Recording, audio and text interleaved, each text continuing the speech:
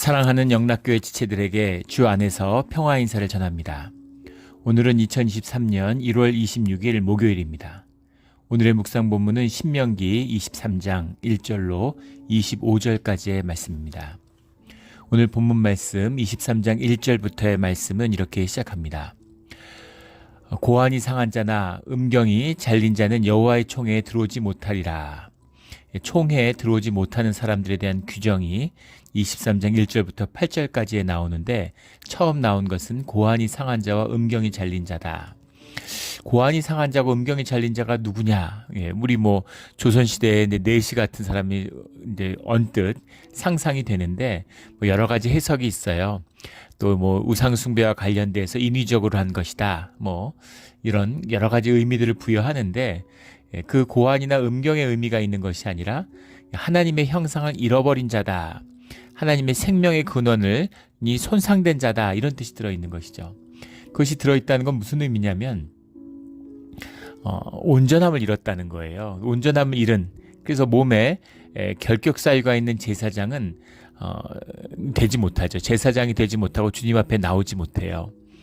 그럼 그것이 무슨 죄고 잘못된 것으로서 정죄하는 것이냐? 근데 그런 의미가 아니라 하나님과 함께하기 위해서는 온전함을 이루어야 된다는 겁니다. 상징적인 의미가 들어있는 것이죠.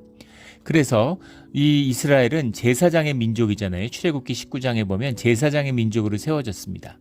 그래서 레위기 21장에 나오는 몸이 온전치 못한 자가 제사장이 될 수 없는 것처럼 그 온전함을 잃은 자는 여호와의 총회에 설 수 없다는 겁니다.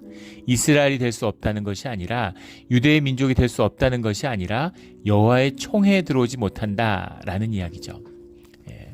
그럼 여호와의 총회에 들어오지 못한다는 것이 뭘까? 이제 이것이 도전이 되는 거죠. 여호와의 총회라는 건 주님 앞에 모여서 주님 앞에 드리는 집회입니다.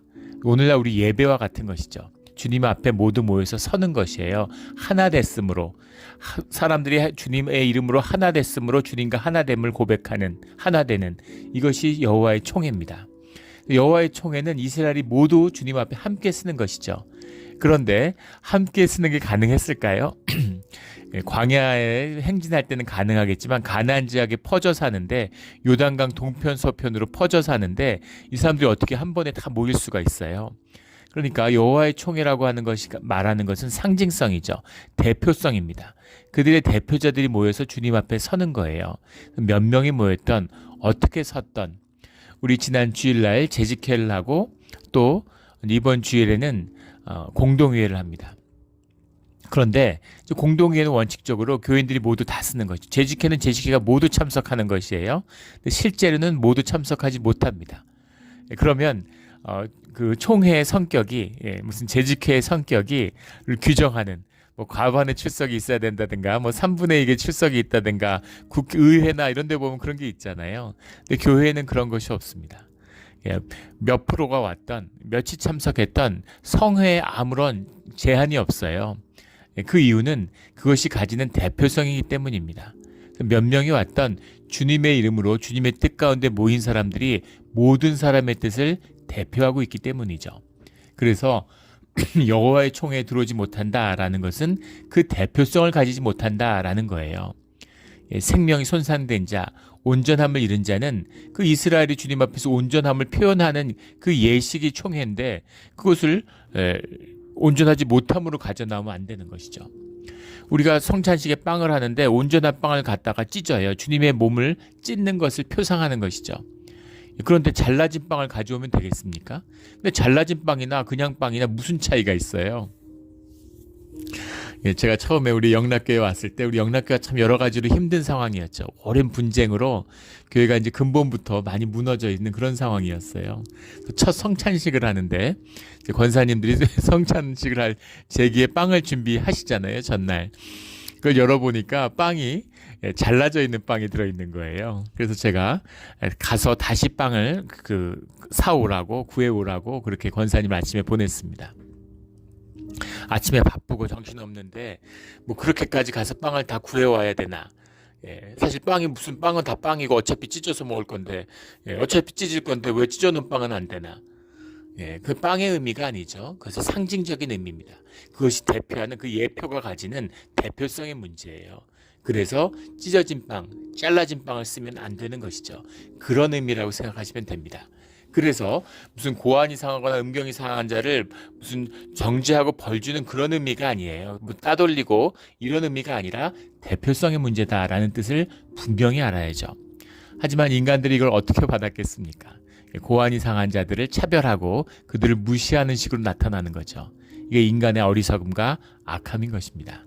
주님의 뜻을 밝히 깨달아 주님의 뜻 가운데 그 본질을 붙드는 우리 모두가 되기를 주의 이름으로 축원합니다. 2절에 사생자는 여호와의 총회에 들어오지 못하리니 10대에 이르기까지도 여호와의 총회에 들어오지 못하리라. 이 말씀도 아주 무거운 말씀입니다. 7절 8절에 보면 에돔은 미워하지 마라 내 형제임이라 이렇게 이야기하면서 3대 후 자손은 여호와의 총회에 들어올 수 있다 이렇게 말씀하고 계세요. 그런데 그 이방 민족도 3대가 지나면 같이 살다 보면 3대가 지나면 총회에 나올 수가 있는데 사생자는 무엇이기에 10대가 지나도 들어오지 못하는 것일까 이런 생각을 하게 되는 거죠. 10대가 들어오기까지도 사생자의 후손은 무슨 죄가 있길래 이렇게까지 10대에 이르도록 총회에 들어오지 못하게 할까? 사생자가 있어서는 안 된다는 얘기입니다. 그렇다면 사생자가 무엇일까라는 거죠. 이 사생자라는 게 맘제르라는 말인데 맘제르라는 말이 이제 스가랴서에도 나옵니다. 근데 이게 우리 이제 개역 한글 개역 개정 무슨 세번역 다 이런 게 문제인데 스가랴 9장 6절에는 같은 말을 잡족이라고 해석을 했어요. 번역을 하고 우리 신명기 23장 2절에는 사생자라고 번역을 했습니다. 같은 단어는 정해서 같은 의미로 해석을 해야 되죠. 똑같은 것으로 번역해야 되는데 여기선 이렇게 저기선 저렇게 이렇게 번역을 하면 안 되죠. 사생자와 잡족은 의미가 다릅니다. 그러니까 다른 뜻으로 이렇게 끌어당기는 이런 해석을 하면 안 되는 거죠. 근데 이 맘제르의 해석이 왜 문제가 되냐면 70인역이라고 하는 이제 애굽에서 알렉산드리아에서 편찬된 그리그로 번역된 이제 성경에 보면 초대 성경이죠. 그러니까 거기에 보면 이것을 그걸 직역한 영어에 보면 one of illegitimate birth 이렇게 해석을 했어요. 무슨 뜻이냐면 이제 법 밖에 혼외자를 의미하는 거죠. 그런 해석을 염두에 두고 사생자라고 했겠죠. 혼외자. 그런 어떤 부정한 간음에서 태어난 아이, 법적으로 출생시효를 못하는 아이, 그런 아이를 지칭하는 것이다. 이제 그렇게 이제 해석을 하기도 하는데, 또는 이것을 이제 잡족이라고 해석한 데에서는 어떤 요즘으로 이야기하면 다문화 가정, 외국의 이방 민족, 가나안 민족이겠죠. 가나안 민족과 사이에서 태어난 아이를 이제 지칭하는 것이었다. 이런 해석도 있습니다. 그러나 우리가 하나 참조해 봐야 될 것은 미슈나라고 하는 유대인들의 전통 랍비들의 해석이죠. 유대인들은 전통적으로 이 맘제르를 어떻게 받아들이냐면은 이것을 근친간에서 태어난 자식이다 이렇게 해석하는 겁니다. 난 끔찍한 얘기죠.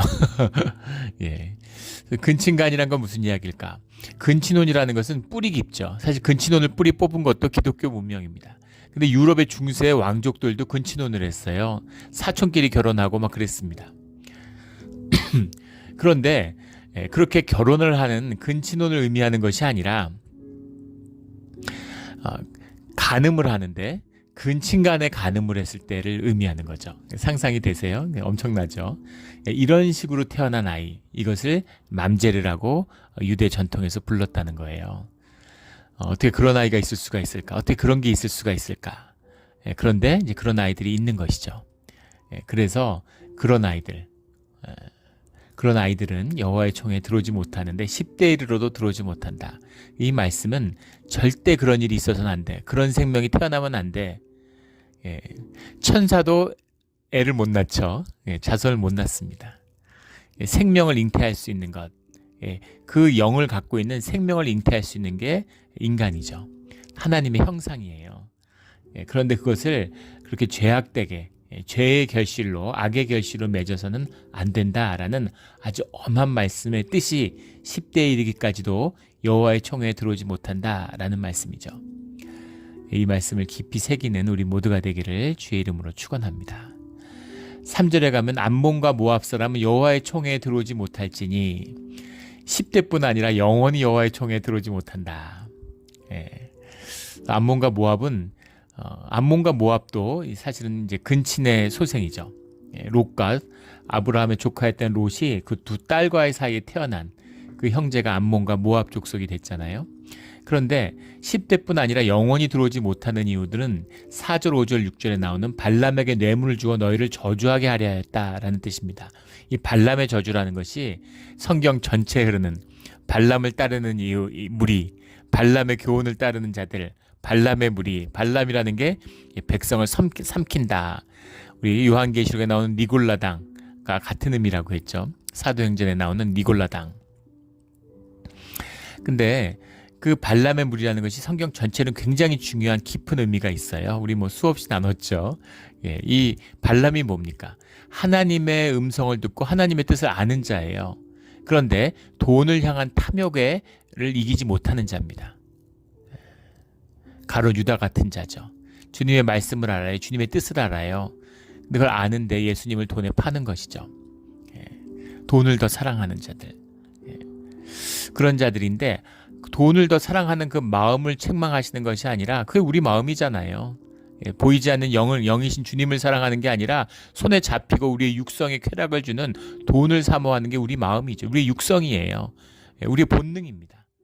그런데 그 본능을 다스릴 수 있고 그것을 제어해 줄 수 있는 것이 우리 안에 내주하시는 성령 하나님이고 우리를 공동체로 이끄시는 주님이시죠. 그런데 주님과 함께하고 주님의 이름을 알고 주님의 뜻을 아는데 주님의 이름으로 죄악된 짓을 하는 자, 주님이 주신 능력으로 축복의 능력을 받아서 저주하는 데 쓰는 자, 이런 자들, 주님을 이용해서 죄를 지으려고 하는 자들, 대부분은 이제 종교인들이 되겠죠.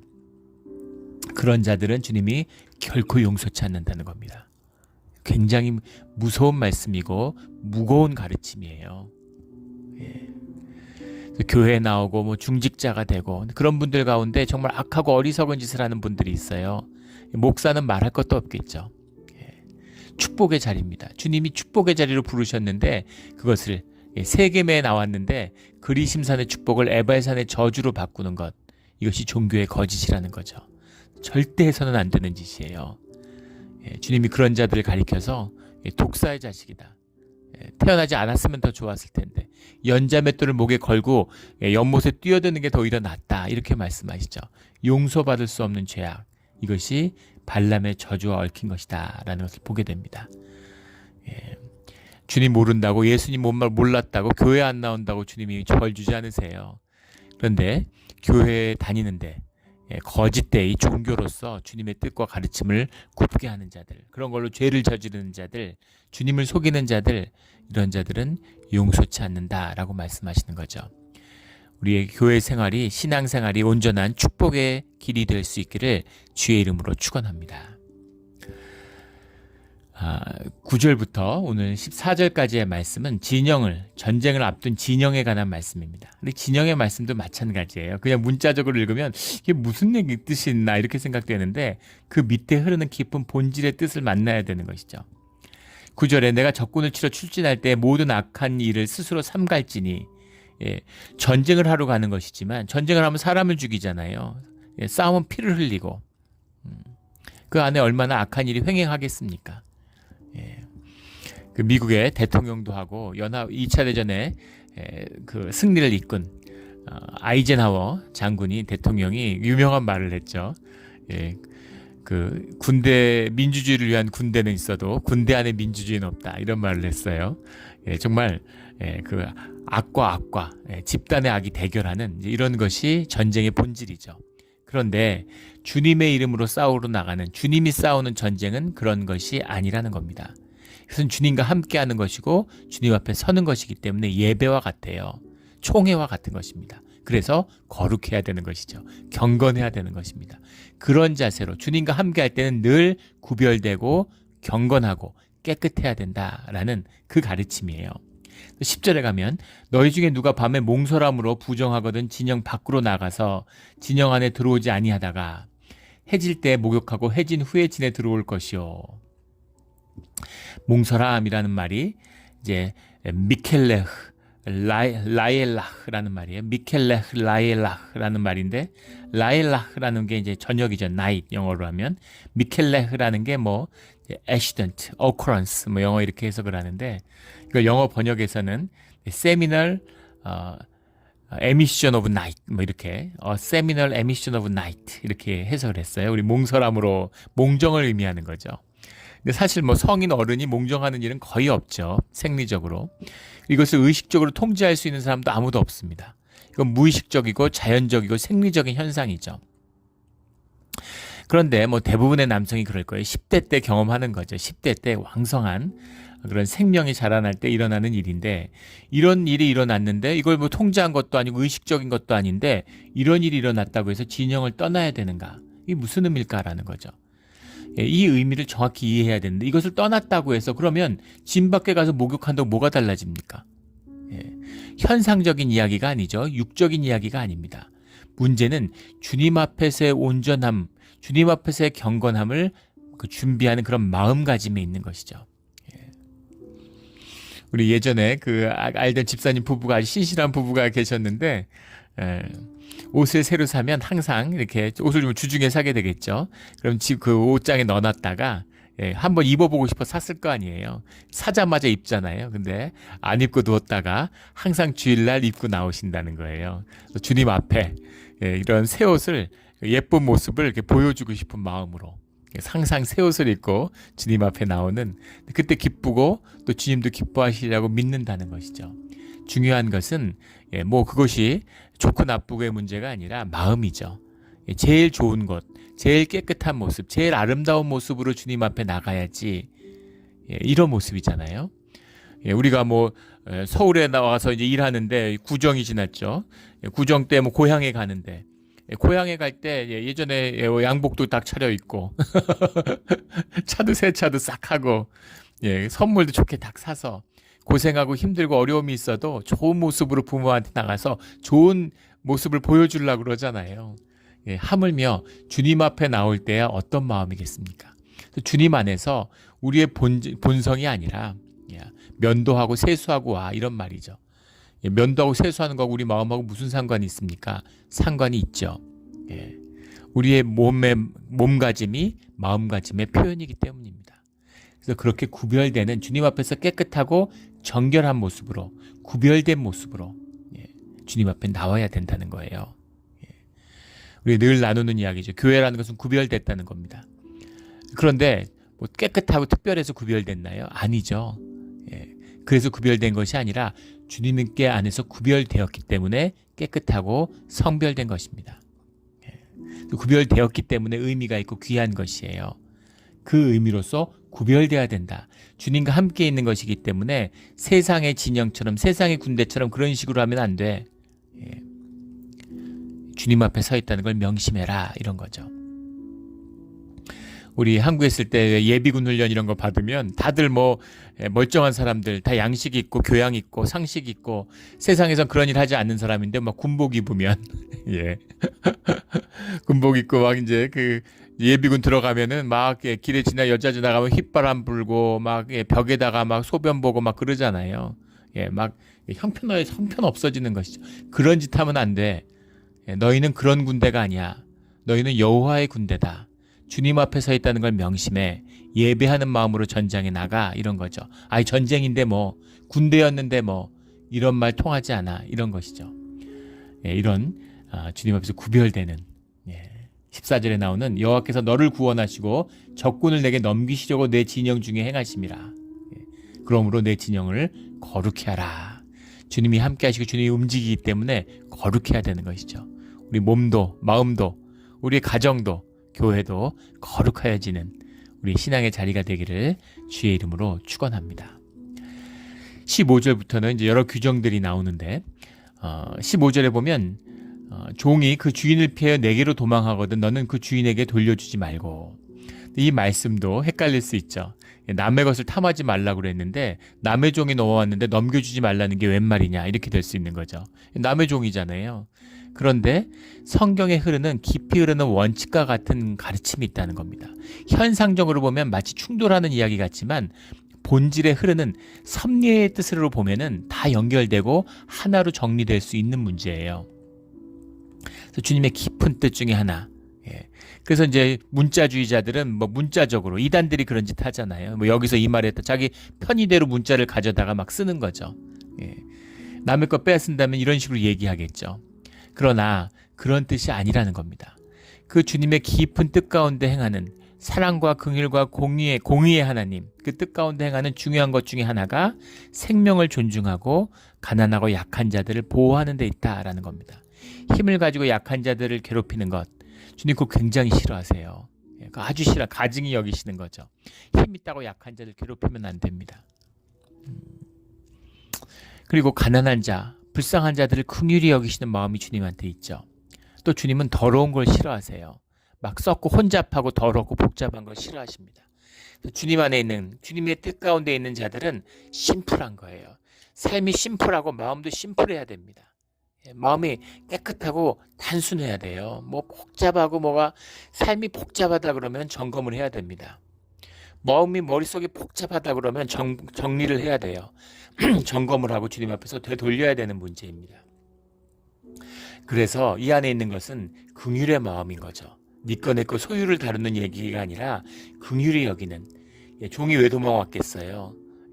그럼 자유를 찾아 딴 데로 가야지 왜 딴 주인한테 도망을 옵니까? 얼마나 학대를 받았으면 도망을 왔겠어요? 그러니까 그 주인에게 돌려주면 안 된다. 그를 압제하지 말지니라 하는 이 말씀 속에 들어있는 것이죠. 17절에 이스라엘 여자 중에 창기가 있지 못할 것이요 이스라엘 남자 중에 남창이 있지 못할지니.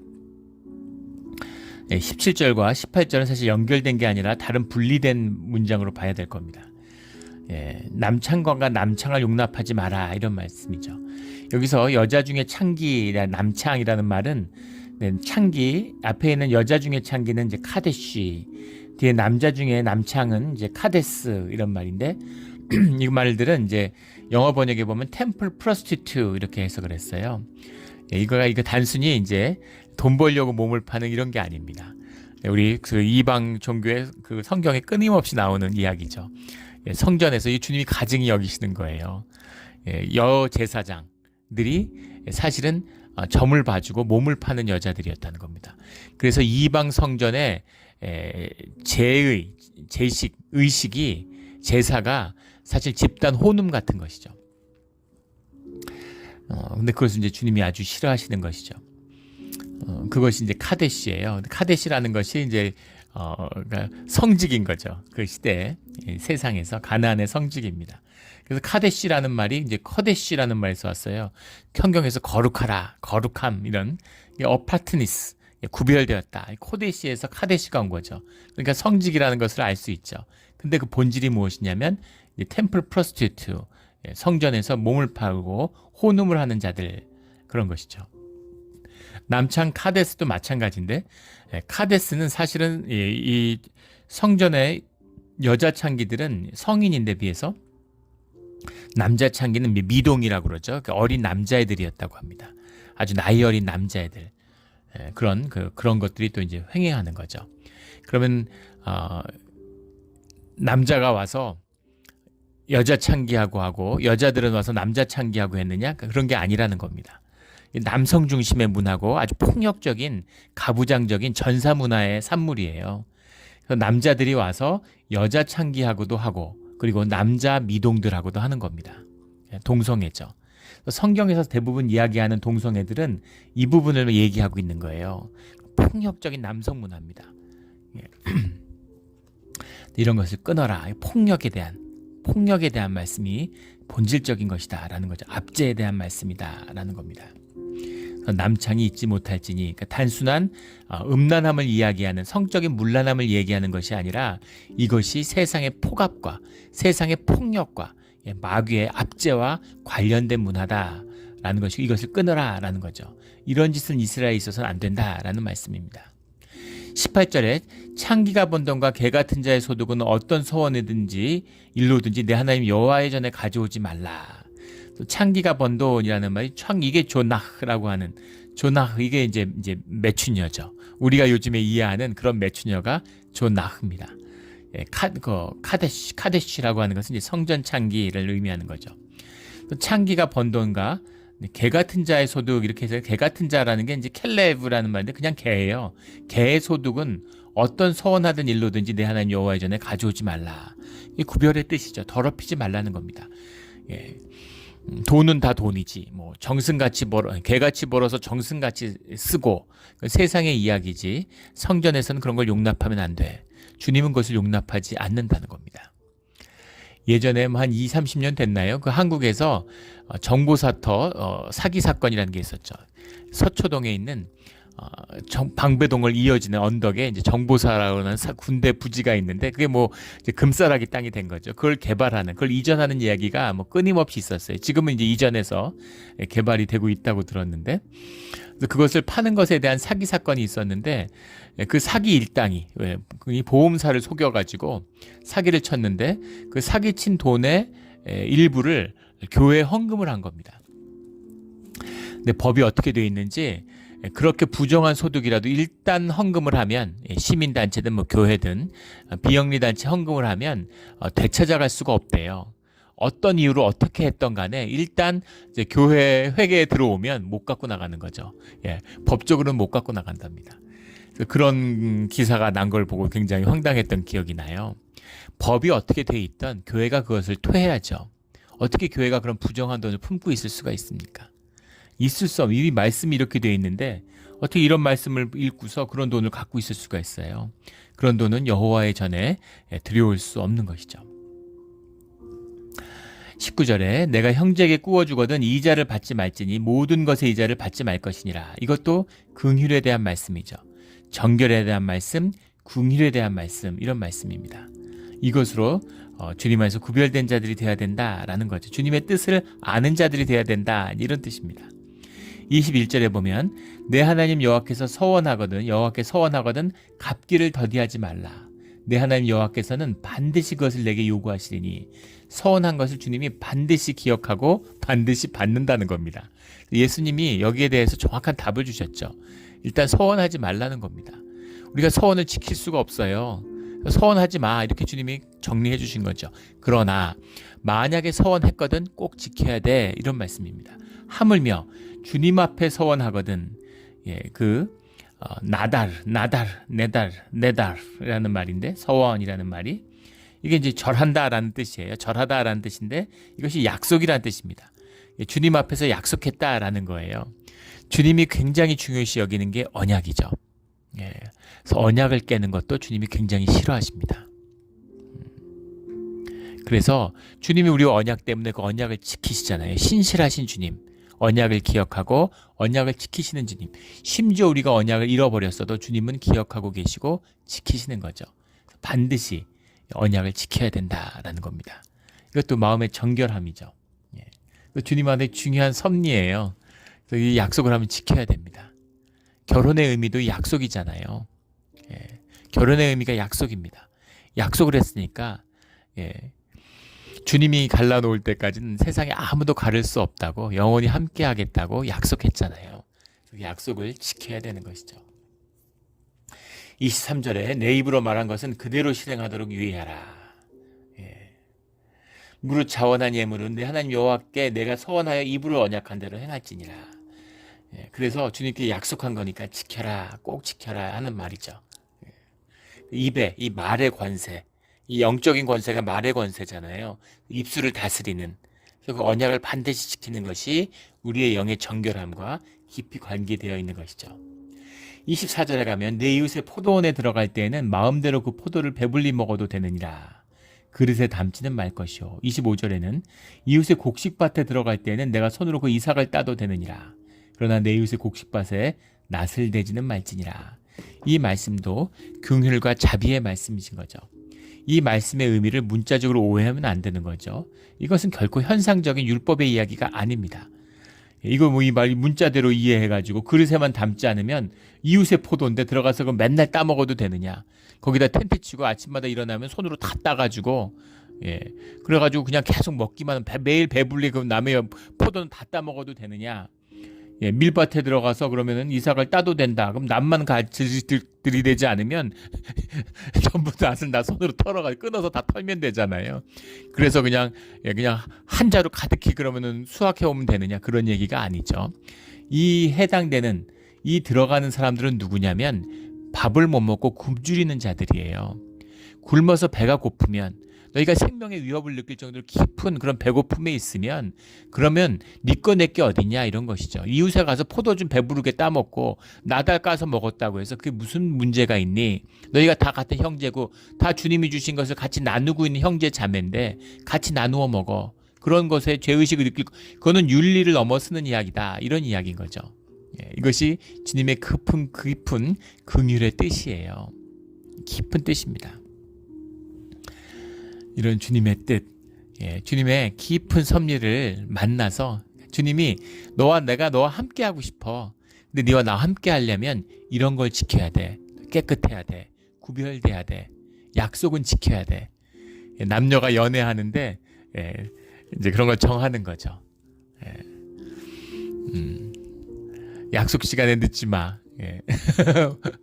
뭐 이렇게 정하는 게 있잖아요. 같이 살려 그러면 양말 같은 거, 그런 거 빨래 넣고 세탁 바구니에 넣어, 뭐 이런 것처럼 우리가 사람이 같이 살아도 지켜야 될 것들이 있죠. 그런 것처럼 주님과 함께하기 위해서는 우리가 꼭 지켜야 되는, 구별돼야 될 것들이 있어요. 긍휼한 마음, 자비의 마음. 더 중요한 것은 그 모든 것이 우리를 위한 것이라는 겁니다. 우리를 위한 주님의 말씀이고, 그것이 우리에게 복을 이루는, 범사에 복을 주시리라 하는, 범사에 복을 내리시리라, 오늘 20절 말씀에 그렇게 되어 있는데, 그 주님의 뜻과 말씀을 지키면 주님과 함께하는 복이 무엇인지 너에게 열린다. 한번 맛을 봐. 그렇게 해봐. 그렇게 해서 너희가 한번 복을 누려봐. 그래야 너희가 그 삶을 지킬 수 있어, 이런 말이죠. 주님을 아는 자는 주님과 떨어져서 살 수 없어요. 교회가 무엇인지 아는 자는 교회와 떨어져서 살 수 없습니다. 그것과 떨어지는 자들은 종교인이에요. 겉으로 흉내를 냈지 진짜는 모르는 것입니다. 다니나 안 다니나, 뭐 믿느나 안 믿나 무슨 차이가 있어. 믿는 사람 안 믿는 사람 뭐 다 똑같은데, 이런 거죠. 그 깊은 곳에 있는 진짜, 그 본질의 것을 맛을 보지 못한 것입니다. 너희가 그것을 맛봤다면, 너희가 그 복을 누렸다면, 너희가 주님과 함께하고 있다면, 그러면 하나님의 말씀으로 너희가 살게 돼.